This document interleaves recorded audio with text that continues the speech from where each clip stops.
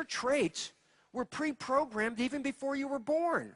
You were given the DNA, you were given the genes, and now the rest of your life is to unfold a genetic program. And the relevance about all that is recognize you are the protein. And I said, but what's so significant about this hypothesis? I said, you are the protein. What's the point? According to hypothesis, can you go back and change your DNA and genes? And the answer is no. Information only comes from the top down. I said, wow, what's the significance of that? And I realized we don't control our lives. We're controlled by these molecules of DNA. And I was teaching that kind of stuff. And you know what was so interesting about it? Number one, this was never scientifically demonstrated. It was a hypothesis. But it sounded so right, and the scientists just love to take a shortcut, and they said, hey, how many of you scientists believe in this? And all of them raised their hands. They said, okay, it's a fact. And it's put in the textbook, and it was put in the books in 58, and then 68, and 78, and 88, and you're still reading it today. Why is this important? We have forgotten this was never a scientific reality. This was a suggestion. And yet we bought it as truth. Nobody questions it. We've repeated it so long, we don't even remember where we got the idea from. And we bought this idea. So what's the relevance of this idea? Genes control your life. And this is what I learned, and this is what I was teaching in medical school. And I was teaching medical students all this. But the biggest surprise and the biggest joke of my whole life was when I started to get some awareness, and one day I left the university and I walked out. I had tenure, and I said, I can't teach here anymore because I know it's wrong. And in going out and trying to defend my new ideas, one of the first things I looked up was the concept of what the heck is dogma? I was teaching that all that time. I was teaching Central Dogma. What is dogma? I look it up in the dictionary. It was my greatest surprise of my life. Dogma means a belief based on religious persuasion and not scientific fact. I was teaching religion in medical school. I said, but what's the consequence of all that? And I say, it's on the front cover of this Life magazine. Were you born that way? And I say, well, why is that relevant? Well, the DNA gave you your traits, right? That's what it says in all the books. I get my traits from here. And then I say, wait a minute. As far as we know, did we pick our genes when we got here? Then all of a sudden I said, well, wait, what if I don't like my traits? Can I change my genes? And I realized, no, I can't change my genes. And I didn't pick my genes as far as I know. And the genes control me. And all of a sudden I said, oh my God, what does that make us? What does that make us? Victims. We're victims of heredity. You got cancer running in your family, diabetes running in your family, Alzheimer's running in your family. And you say, oh my God, I'm a recipient of the genes from this family. This is in my fate. What can I do about it? Go back to the Central Dogma. Nothing you can do about it. But when you find yourself a victim, a couple of things happen. Number one, you start to recognize that if I can't do anything about it, then why should I even care? And all of a sudden, we start to become irresponsible about our lives because we say, well, look, I got these genes. I can't do anything about it. I might as well just do the best I can and have a good life and just go along with this storyline. And the worst part of it comes this way. If I find that I'm a victim, then what do I need? And the answer is a rescuer. I need someone to help me because I can't do it myself. So I say, who's that? Welcome, the pharmaceutical industry. And we bought them, and we pay them to fix us from something that we believe we have no control over. And the fact is, do genes really control our lives? Well, in the textbook, the genes are recognized to be in a structure called the nucleus. The nucleus is the largest so-called organelle, which means miniature organ, inside the cell. So the nucleus has all the genes. But then we look at the nucleus and we talk about it. It's in the textbooks. The nucleus is the brain of the cell. Well, why should the nucleus be the brain of the cell? And the answer is obvious. It's where the DNA is and all the decisions come from. So the nucleus is the brain of the cell. And we buy that. It controls the function of the cell. It's written in all the textbooks. And then I say something like this. I say, wait a minute. If you have a living organism and you remove the brain from that organism, what is the consequence? And the answer,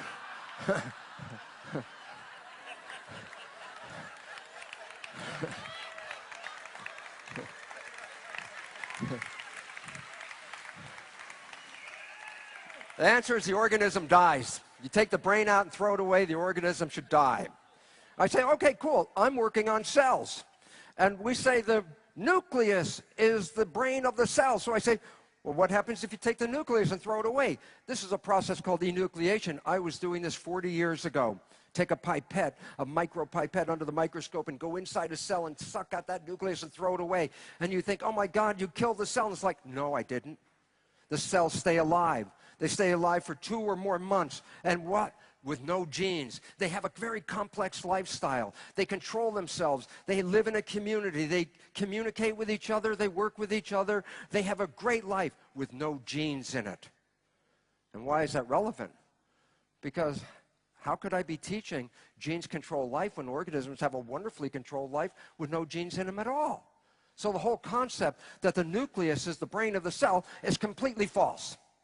And this leads to a fundamental fact of life, and I want to give you this fact of life because you've got to know this. Because after years of hearing that genes control things for you, and you are the victim of these genes, let me tell you something. What is a gene? It is a blueprint to make a protein. It's exactly what it is. It's a blueprint. I go, well, what's the relevance of that? I say, look, go to an architect's office. She's working on her blueprints. And you lean over her shoulder and you go, excuse me, is your blueprint on or off? And she would look at you like, on or off? There's no on and off to a blueprint. And I go, precisely. Because all of us have talked about genes turning on and genes turning off and genes controlling something. Guess what? They have absolutely zero, no control. They can't control themselves. They have no idea in the world what's going on, just as much as a paper blueprint doesn't have any idea what's going on in the world for itself. And yet we've given the power. We said genes control me. Genes turn on. Genes turn off. That is an outright fabrication. It is completely untrue. And why is that important? Stop being the victim of genes, because all they are blueprints. And the relevance is then we have to understand a new understanding about life. And I was fortunate enough in 1967 to be working on stem cells. That was 40 years ago. And what was relevant? There was only a handful of us in the entire world that even knew what a stem cell was 40 years ago. What is a stem cell? Let's just simplify it. It's an embryonic cell. But I can't call it an embryonic cell for this reason. The moment before you're born, I look at the cell and I say, that's an embryonic cell. A minute after you're born, I look at the same cell and I go, oh, that's a stem cell. It's the same thing. You're all filled with embryonic cells. You say, but why would I have them? And the answer is very simple. Every day you lose hundreds of billions of your cells. They die from old age. They die from trauma. They die from being used. And you have to replace them. You have to every day replace hundreds of billions of your cells. Where do you think you get them from? Stem cells. Stem cells are embryonic cells that are in your body, and they're there to repair you and take care of you. And I said, well, what was my experiment? Well, it was so simple, and the results were so profound, it irritated all my colleagues. But I have to tell you about it. What I do is put one stem cell in a petri dish by itself, and it would divide every 10 or 12 hours. So first there's one cell, then there's 2, then there's 4, 8, 16, 32, and after a week I have 50,000 cells in the petri dish, but guess what? They're all genetically identical because they came from the same parent cell. I have 50,000 genetically identical cells. That's not the experiment. This is the experiment. Cells are like fish. They live in a fluid. And I have to make the aquarium fluid when I take cells out of the body and put it in a plastic petri dish. We call that fluid culture medium. And our best effort is to try to match the fluid inside the body that the cells are normally growing in so that they could find a happy environment. So here's what I do. I take my 50,000 cells, I split them into 3 different petri dishes. So I have 3 dishes with genetically identical cells in it. But here's what I do. I change the environment, the culture medium. I just change some of the composition of that culture medium a little bit. And guess what happens? In dish A, in environment A, the cells form muscle. I go, that's great, that's fun.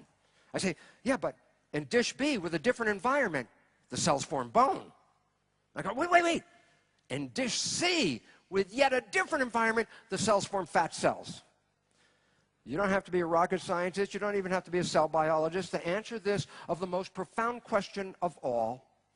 What controls the fate of the cells? It's the environment. And this is so profound for a very simple reason. I take my dish of healthy cells, and I take it from a healthy environment, and I move it into a bad environment. What do you think happens? The cells get sick. They start to die. If I had a physician who studied cells and could actually do a home visit and came to look at my cells at home and look at my dish, and they go, "Oh, Bruce, your cells look kind of sick in that dish.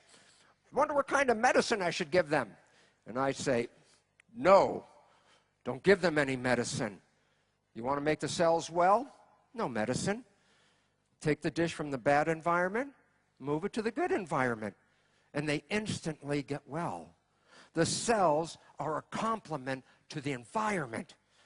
And so the concept is this: if you're sick, it's a symptom to let you know you're not living in harmony in the world in which you're in.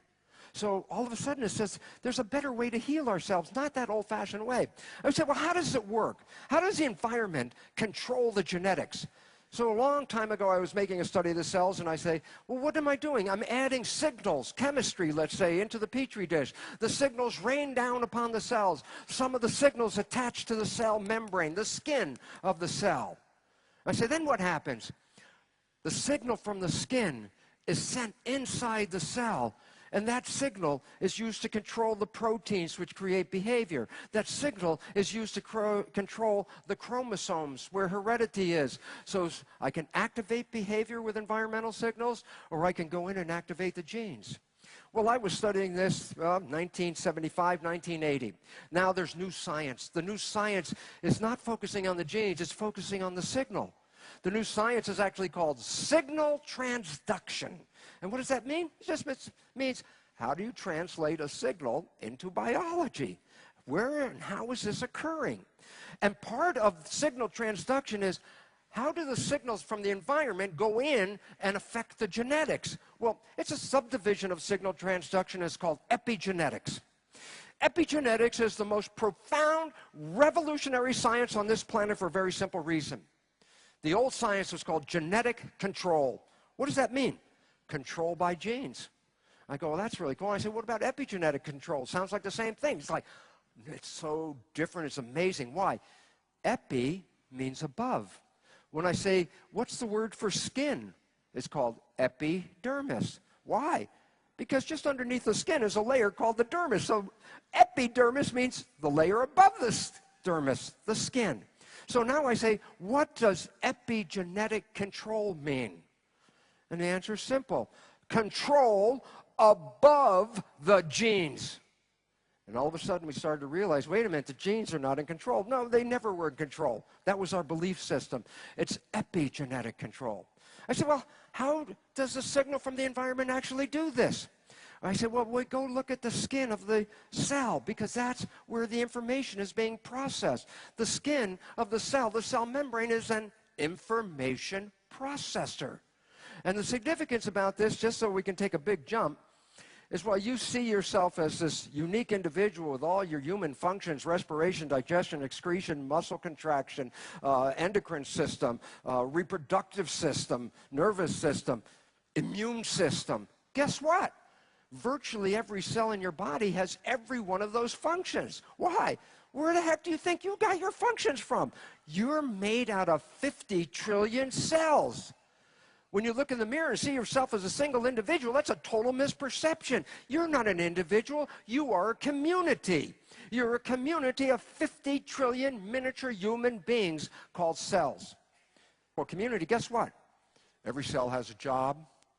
Every cell gets paid. Every cell has health care.